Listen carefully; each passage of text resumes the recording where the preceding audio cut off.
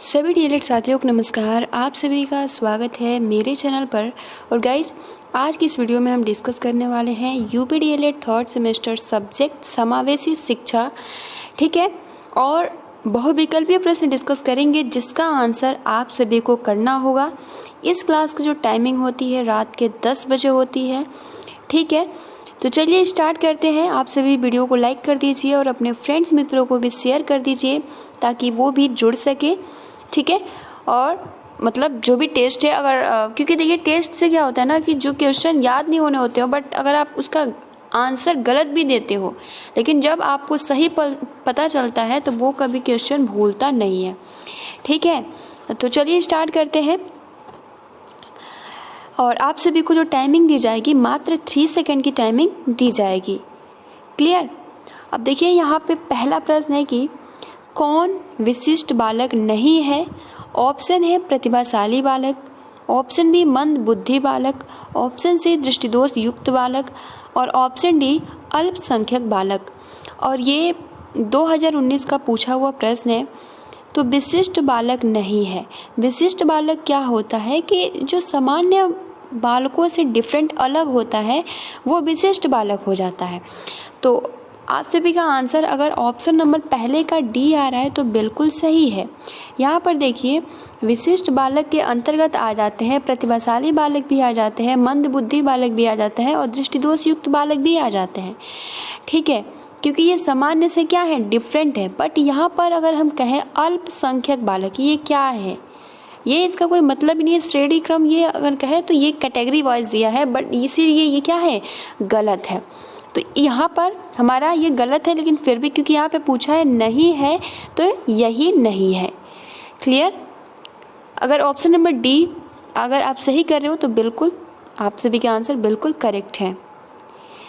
देखिए सेकंड आपका प्रश्न है कि प्रतिभाशाली बालकों की शिक्षा में क्या आवश्यक है। डीएलएड 2019 का पूछा हुआ प्रश्न है। जो प्रतिभाशाली बालक होते हैं उनके एजुकेशन में क्या आवश्यक है। ऑप्शन है तीव्र गति से अध्ययन, ऑप्शन बी संपुष्ट कार्यक्रम, ऑप्शन सी व्यक्तिगत ध्यान और ऑप्शन डी उपयुक्त सभी। तो आप सभी इसका आंसर कर सकते हो। प्रतिभाशाली बालकों की शिक्षा में क्या आवश्यक है।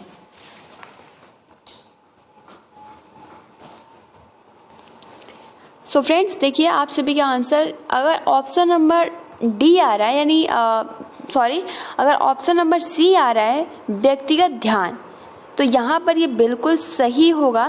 प्रतिभाशाली बालकों की शिक्षा में क्या आवश्यक है, डीएलएड 2019 का पूछा हुआ प्रश्न है। तो यहाँ पर व्यक्तिगत रूप से ध्यान देना चाहिए, ठीक है। कि अगर कोई बालक अगर वो मंद बुद्धि का है या फिर प्रतिभाशाली बालक है तो क्या कुछ अलग से ही उस पर व्यक्तिगत ध्यान दिया जाता है, ठीक है। तो इसलिए अगर सेकंड का ऑप्शन नंबर अगर आप सी आंसर कर रहे हो तो यहाँ पे ये बिल्कुल करेक्ट होगा। देखिए थर्ड आपका प्रश्न है कि प्रारंभिक अवस्था में मंद बुद्धि बालकों की पहचान हो सकती है। डीएलएड 2019 का पूछा हुआ प्रश्न है। तो प्रारंभिक अवस्था में मंद बुद्धि बालकों की पहचान हो सकती है। ऑप्शन ए अवलोकन से, ऑप्शन बी परीक्षण से, ऑप्शन सी साक्षात्कार से, ऑप्शन डी प्रक्षेपी प्रविधि से। तो यहाँ पर तीसरे का आंसर क्या होगा, प्रारंभिक अवस्था में ही मंद बुद्धि बालकों की पहचान हो सकती है। किसके थ्रू हम ये पता लगा सकते हैं कि ये जो बालक है ये मंद बुद्धि का है या किस बुद्धि का है। तो यहाँ पर अगर देखिए अगर हम कहें अवलोकन से, देखिए अवलोकन परीक्षण साक्षात्कार ये प्रारंभिक अवस्था में नहीं होता है, लेकिन जो प्रक्षेपी प्रविधि होता है ना ये प्रारंभिक अवस्था में होता है। तो अगर आप थर्ड का ऑप्शन नंबर डी कर रहे हैं तो बिल्कुल सही है, ठीक है। उसके बाद देखिए फोर्थ आपका प्रश्न है कि निर्देशन की आवश्यकता होती है। डीएलएड 2019 का पूछा हुआ प्रश्न है अपंग व्यक्तियों को, विशेष व्यक्तियों को, सामान्य व्यक्तियों को, सभी व्यक्तियों को। तो निर्देशन की आवश्यकता होती है, क्या आंसर होगा।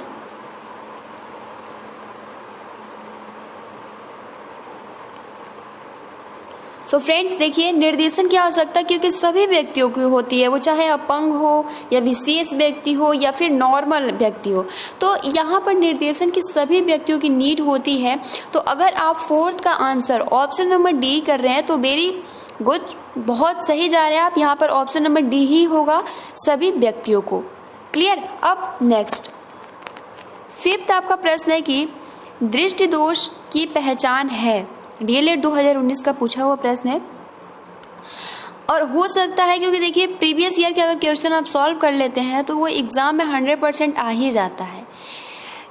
ठीक है, तो यहाँ पर फिफ्थ प्रश्न है कि दृष्टि दोष की पहचान है आंखों को बार बार झपकाना, पढ़ते समय आंखों में दर्द, पुस्तक को आंखों के निकट रखना, उपर्युक्त सभी परेशानियां।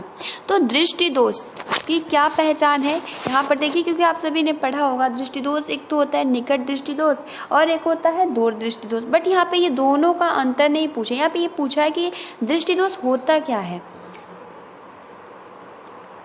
ठीक है, तो देखिए यहाँ पे अगर आप 5 का ऑप्शन नंबर डी कर रहे हैं, उपयुक्त सभी परेशानियां, तो ये बिल्कुल सही और सही है।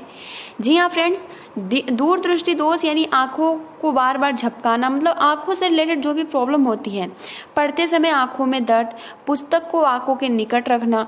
ठीक है, तो इस तरीके की जो भी प्रॉब्लम्स होती हैं, दूर नहीं दिखाई देता है पास, तो ये सब दूर दृष्टि दोष के ही क्या है, पहचान है। तो यहाँ पर फिफ्थ का ऑप्शन नंबर जो डी है वो बिल्कुल सही और करेक्ट है। देखिए 6 यहाँ पे प्रश्न है कि विशिष्टता का सम प्रत्यय होता है। डीएलएड 2019 का पूछा हुआ प्रश्न है, विशिष्टता का सम प्रत्यय होता है केवल गुणात्मक, केवल मात्रात्मक, गुणात्मक व मात्रात्मक दोनों, कुछ कहा नहीं जा सकता है। तो विशिष्टता का सम प्रत्यय होता है, तो देखिए गुणात्मक भी हो सकता है और मात्रात्मक भी हो सकता है। तो अगर आप ऑप्शन नंबर 6 का सी आंसर कर रहे हैं तो बिल्कुल सही है। ठीक है, क्योंकि हम किसी बालक की अगर हम उसकी योग्यता को जानना चाहें तो उसके गुण हम उसका मापन भी कर सकते हैं और उसके एलिजिबिलिटी यानी जो भी उसके गुण है उसके थ्रू भी। तो ये क्या है, इनके सम प्रत्यय हैं, तो इसलिए यहाँ पर ऑप्शन नंबर सी जो है वो बिल्कुल सही होगा।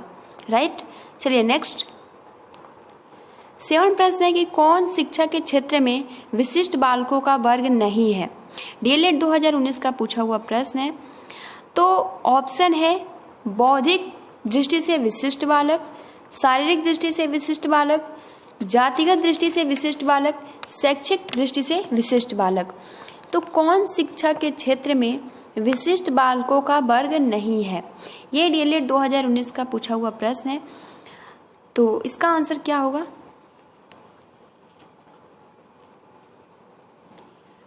तो देखिए फ्रेंड्स, अगर आप क्वेश्चन नंबर 7 का सी आंसर कर रहे हैं तो यहाँ पर ये बिल्कुल सही है। कौन शिक्षा के क्षेत्र में विशिष्ट बालकों का वर्ग नहीं है, तो यहाँ पे बौद्धिक भी हो जाएगा, शारीरिक भी हो जाएगा, शैक्षिक हो जाएगा, बट जातिगत दृष्टि से विशिष्ट बालक ये क्या है, एक वर्ग नहीं है, विशिष्ट बालकों का वर्ग नहीं है। ठीक है, आप शैक्षिक रूप से कह सकते हो, शारीरिक रूप से कह सकते हो, बौद्धिक रूप से कह सकते हो, बट यहाँ पे जातिगत दृष्टि से यहाँ पर ये करेक्ट नहीं होगा। इसलिए यहाँ पे 7 का ऑप्शन नंबर सी जो है, अगर आप ऑप्शन नंबर सी कर रहे हैं तो आप सभी का आंसर बिल्कुल सही है, बहुत बढ़िया। ठीक है, तो ऑप्शन नंबर सी यहाँ पे बिल्कुल करेक्ट हो जाएगा। 8वां प्रश्न है कि ब्रेल विधि संबंधित है। तो जो ब्रेल विधि है वो किससे संबंधित है, श्रवण दोष से, मानसिक दोष से, अपंगहीनता से, दृष्टि दोष से। तो 8वां का आंसर क्या होगा, ये भी डीएलएड 2019 का पूछा हुआ प्रश्न है।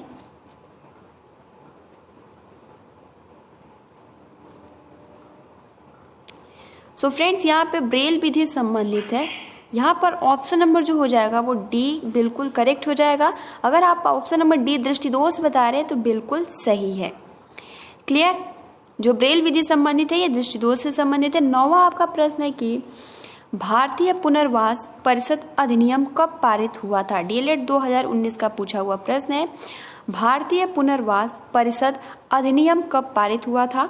ऑप्शन है आपके first 1991, second 1992, third 1993, option D है 1995। तो भारतीय पुनर्वास परिषद अधिनियम कब पारित हुआ था।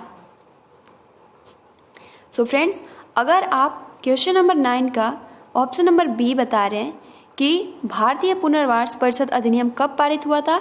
तो यहाँ पर बिल्कुल आप सभी के आंसर सही होंगे, क्योंकि 1992 में ही भारतीय पुनर्वास परिषद की अधिनियम कहें तो लागू या पारित किया गया था। तो इस तरीके से यहाँ पर 1992 is the right.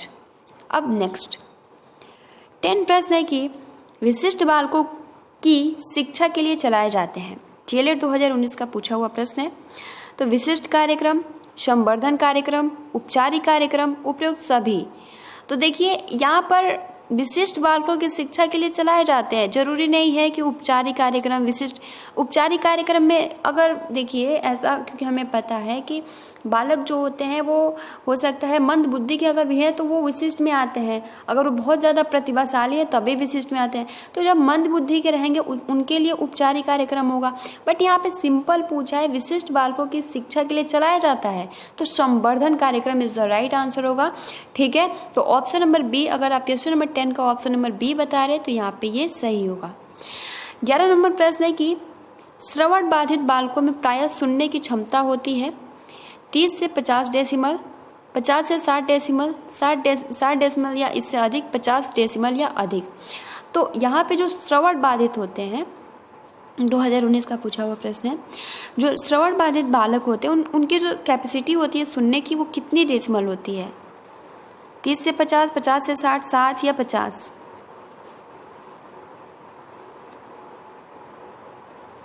So friends यहाँ पर अगर आप क्वेश्चन नंबर 11 का ऑप्शन नंबर फर्स्ट बता रहे हैं 30 से 50, तो यहाँ पर ये बिल्कुल सही है। 30 से 50 डेसिमल यानी श्रवण बाधित बालकों में प्राय सुनने की जो कैपेसिटी होती है, क्षमता होती है, वो 30 से 50 तक ही होती है। क्लियर? उसके बाद देखिए 12 आपका प्रश्न है कि विशिष्ट शिक्षा के अंतर्गत कौन आता है? विकलांगता, रोगग्रस्तता, अक्षमता, उपयुक्त सभी। तो जैसे कि मैंने अभी आप सभी से बताया था, तो आप सभी इसका आंसर कर सकते हो कि विशिष्ट शिक्षा के अंतर्गत कौन आता है। सो फ्रेंड्स देखिए, अगर आप ऑप्शन नंबर डी बता रहे हैं विशिष्ट शिक्षा के अंतर्गत कौन आता है, तो बिल्कुल सही है। ठीक है, विशिष्ट शिक्षा के अंतर्गत कौन आता है, तो ऑप्शन नंबर डी उपयुक्त सभी इज द राइट आंसर। ठीक है, आगे बढ़े। चलिए अब नेक्स्ट, सही दृष्टि जिसे हम कहते हैं, आपकी आंखों का चेक होता है तो बोला जाता है ना कि आपकी आंखें 6/6 होनी चाहिए। 6/6 जैसे कि देखिए क्या होता है ना कि आप मतलब अगर हम कहें जैसे आपका क्लासरूम है, आप पढ़ते हैं और अब सबसे पीछे बैठे हैं, ठीक है, और वहाँ मतलब कुछ अक्षर होते हैं जिसको आपको पहचानना होता है, और अगर आप वहाँ दूर से देख लेते हो, देखिए दूर दृष्टिदोष और निकट दृष्टिदोष यानी सही दृष्टिदोष की हम पहचान कैसे करते हैं? अगर आप दूर से और सबसे 6 लाइन पे जो सबसे नीचे छोटी छोटी बनी होती है ना, अगर आप उसको पढ़ लेते हैं तो उसे ही हम क्या बोलते हैं? 6/6। उसकी जाँच कैसी होती है? तो आपके एक आँख को बंद कर दिया जाता है, ठीक है, एक होता है, या आप अपने हाथ से भी चेक कर सकते हो, एक हाथ से बंद करके और मतलब थोड़े से दूरी पर, ठीक है, एक कमरे की दूरी कह सकते हैं, उतनी दूरी पर आपको पढ़ना होता है, और अगर आप उसको पढ़ लेते हो तो आपकी आंखें ठीक है।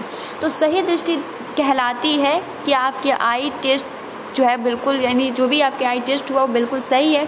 तो अगर आपकी आंखें 6/6 की होती है तो उसको बिल्कुल सही माना जाता है। ठीक है, तो इसलिए ऑप्शन नंबर फर्स्ट यहाँ पे बिल्कुल सही होगा। 14 आपका प्रश्न है कि शैक्षिक समावेशन से तात्पर्य है पिछड़े बच्चों को शिक्षा प्रदान करना, विकलांग बच्चों को शिक्षा से जोड़ना, सभी बच्चों को शिक्षा प्रक्रिया से जोड़ना, बच्चों में शैक्षिक समझ बढ़ाना।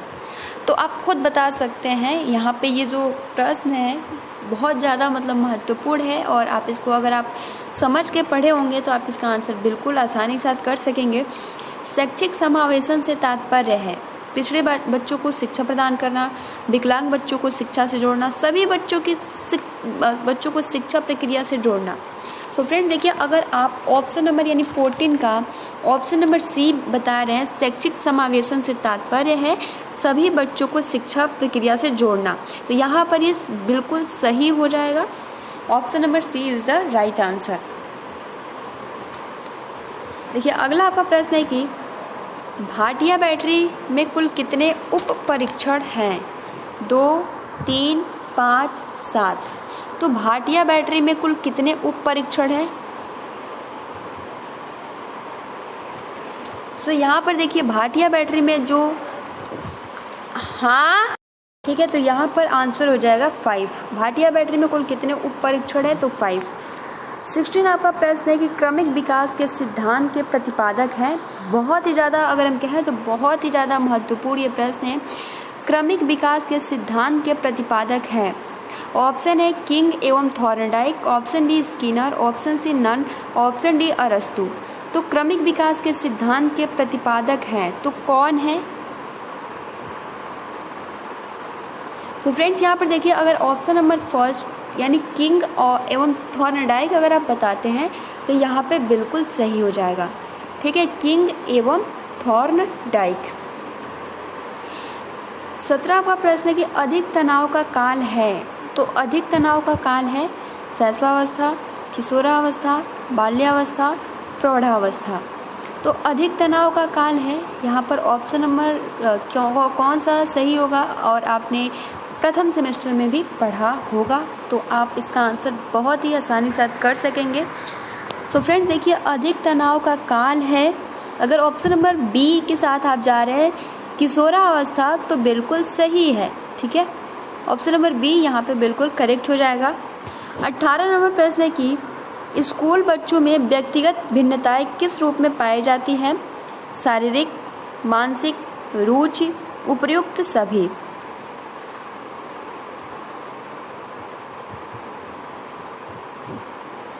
तो फ्रेंड देखिए, शारीरिक बच्चों में स्कूल बच्चों में व्यक्तिगत भिन्नताएं किस रूप, तो शारीरिक भी हो सकता है, मानसिक भी हो सकता है, रुचि के अनुसार भी हम कह सकते हैं। तो इसलिए ऑप्शन नंबर डी यहाँ पे ज़्यादा सूटेबल होगा। तो 18 नंबर अगर आप ऑप्शन नंबर डी बता रहे हैं तो बिल्कुल सही होगा। 19 प्रश्न है कि प्रतिभाशाली विद्यार्थी हैं अभिसारी चिंतक, अपसारी चिंतक, बहिर्मुखी और बहुत परिश्रमी। तो फ्रेंड्स आपने प्रथम सेमेस्टर में जितने भी क्वेश्चन ने पढ़ा होगा, बहिर्मुखी, अंतर्मुखी, अपसारी, अभिसारी। तो फ्रेंड देखिए, यहाँ पर प्रतिभाशाली विद्यार्थी हैं अपसारी चिंतक। ठीक है, उसके बाद देखिए 20 यहाँ पे प्रश्न है कि निम्न में कौन सृजनात्मकता से संबंधित नहीं है? ऑप्शन है मौलिकता, ऑप्शन बी प्रवाह, ऑप्शन सी मितव्ययिता, ऑप्शन डी उपयोगिता। तो निम्न में से कौन सृजनात्मकता से संबंधित नहीं है? तो फ्रेंड्स यहाँ पर ऑप्शन नंबर अगर आप सी बता रहे हैं मितव्ययिता तो ये बिल्कुल सही हो जाएगा। ये क्या है? सृजनात्मकता से संबंधित नहीं है, बल्कि अगर हम कहें मौलिकता, प्रवाह, उपयोगिता ये तीनों संबंधित है, बट मितव्ययिता ये संबंधित नहीं है। 21 प्रश्न है कि समावेशी शिक्षा है। ऑप्शन है हाशिए पर यानी महत्वपूर्ण स्थिति पर स्थित वर्गों से शिक्षकों को सम्मिलित करने से संबंधित। बी है कक्षा में विविधता का उत्सव मनाती है।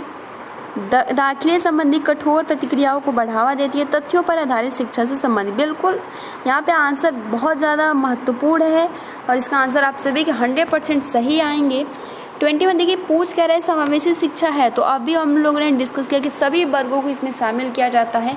ये क्या है? कक्षा में विविधता का उत्सव मनाती है यहाँ पे, इसलिए ऑप्शन नंबर बी बिल्कुल सही हो जाएगा। 22 प्रश्न है कि बुद्धि लब्धि मान के जन्मदाता कौन है?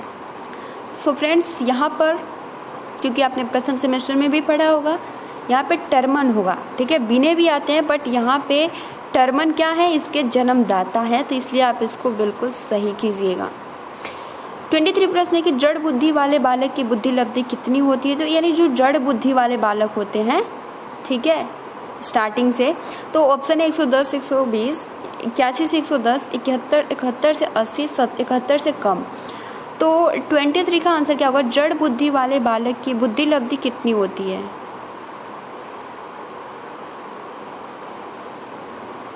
तो यहाँ पर जड़ बुद्धि वाले बालक की जो बुद्धि लब्धि होती है वो होती है 71 से कम। तो यहाँ पर ऑप्शन नंबर डी बिल्कुल सही हो जाएगा। अगला आपका प्रश्न है कि यदि एक बच्चे की मानसिक आयु 5 वर्ष तथा वास्तविक आयु 4 वर्ष हो तो बच्चे की आयु होती है। तो देखिए यहाँ पे आप क्या करेंगे, आप जो भी क्योंकि बुद्धि लब्धि का जो सूत्र होता है वो होता है आपका मानसिक आय बटे में वास्तविक आय और मल्टीप्लाई 100। ठीक है, तो अगर आप उसका मल्टीप्लाई कर देंगे तो आपका आंसर यहाँ पे बिल्कुल सही आ जाएगा। तो यदि एक बच्चे की मानसिक आयु 5 वर्ष है, ठीक है, तो देखिए आप इसको कैसे करेंगे। यदि एक बच्चे की मानसिक आयु 5 वर्ष, तो हमें सूत्र पता है कि मानसिक आयु बटे में वास्तविक आयु और मल्टीप्लाई 100। तो मानसिक आयु कितना है 5, वास्तविक आयु कितना है 4, मल्टीप्लाई 100। ठीक है, तो अब क्या करेंगे, 4 से इसको हम काटेंगे 100, तो 4 से ये कटेगा 25 बार में। 25 का आप 5 का मल्टीप्लाई करेंगे तो 25 चौको 100 होता है और 25 बच्चे 125 हो जाएगा। तो यहाँ पर इसका जो IQ है वो कितना है, तो 125 है। ठीक है, तो इसी तरीके से आप अपना भी कर सकते हो। जैसे कि मान लीजिए एक बच्चे, यानी अगर आपकी मानसिक आयु जो है किसी, जैसे आप 23 वर्ष के हैं या आप 22 वर्ष के हैं, ठीक है, और आपका जो मानसिक आयु 30 वर्ष के है, बट वास्तविक आयु यानी अभी आपका जो एज है वो 21 वर्ष ही है, और आप मल्टीप्लाई करके आसानी के साथ अपना IQ टेस्ट कर सकते हैं, आसानी के साथ हो सकता है। तो इसी प्रकार यहाँ पे पूछा यदि एक बच्चे की मानसिक आयु 5 वर्ष है, वास्तविक आयु 4 वर्ष है, तो उस बच्चे की यहाँ पे IQ होगा। ठीक है, IQ कितना होगा, तो यहाँ पे हो जाएगा 125। ठीक है, तो अगर आप 24 का ऑप्शन नंबर फर्स्ट बता रहे हैं तो बिल्कुल सही हो जाएगा। चलिए आगे बढ़ते हैं। देखिए अगला आपका प्रश्न है कि आपकी कक्षा में कुछ छात्र मेधावी हैं, आप इसे किस तरह पढ़ाएंगे? कक्षा के साथ, उच्च कक्षा के साथ, समृद्धिकरण कार्यक्रमों के द्वारा जब वो चाहें। तो यहाँ पर क्या होगा,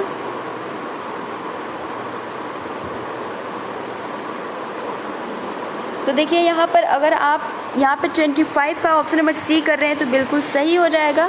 ठीक है, अगर आपकी कक्षा में कुछ छात्र मेधावी हैं तो आप इन्हें किस तरह, तो समृद्धिकरण कार्यक्रमों के द्वारा, क्लास के साथ भी पढ़ाया जाता है लेकिन यहाँ पर ज़्यादा सूटेबल होगा समृद्धिकरण कार्यक्रमों के द्वारा। ठीक है, चलिए आगे बढ़ते हैं। 26 आपका प्रश्न है कि मनोविज्ञान शाला उत्तर प्रदेश इलाहाबाद की स्थापना कब हुई? तो हमने आप सभी को ये क्वेश्चन आई थिंक पहले भी डिस्कस किया था। तो मनोविज्ञान शाला उत्तर प्रदेश के इलाहाबाद में स्थित है और ये 1954 अगर आप बता रहे हैं तो यहाँ पे बिल्कुल सही हो जाएगा। 27 प्रश्न है कि प्रगतिशील शिक्षा के संदर्भ में निम्नलिखित में से कौन सा कथन जॉन ड्यूबी के अनुसार समुचित है? तो प्रगतिशील शिक्षा के संदर्भ में जॉन ड्यूबी ने अपना क्या मत दिया है? ऑप्शन देखिए क्या क्या है। ऑप्शन फर्स्ट है कि कक्षा में विद्यार्थियों का निरीक्षण करना चाहिए, न कि सुनना चाहिए। ऑप्शन बी, मारना चाहिए। ऑप्शन सी, विद्यार्थियों को स्वयं ही सामाजिक समस्याओं को सुलझाने में सक्षम होना चाहिए। उपयुक्त सभी। तो यहाँ पे प्रगतिशील शिक्षा के संदर्भ में जॉन ड्यूबी ने अपना मत दिया है। अब ये 4 ऑप्शन है, आप बता सकते हैं कि इसमें से कौन सा सही होगा।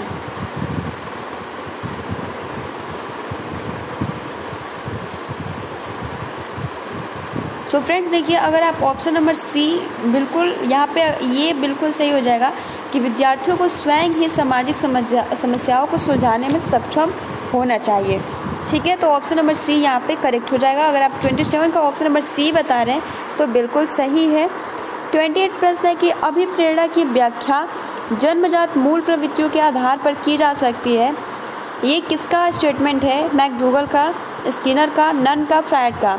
तो अभिप्रेरणा की व्याख्या जन्मजात मूल प्रवृत्तियों के आधार पर की जा सकती है। तो 28 का आंसर क्या होगा?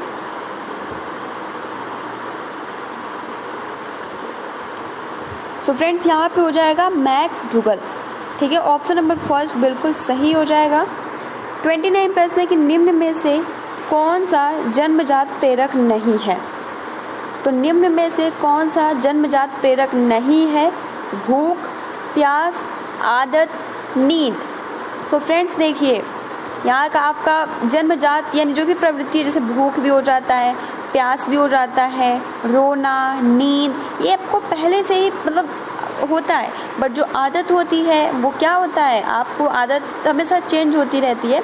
तो यह एक जन्मजात प्रेरक नहीं है। तो अगर आप 29 का ऑप्शन नंबर सी बता रहे हो तो बिल्कुल आप सही जा रहे हो। ठीक है, option number C is the right answer.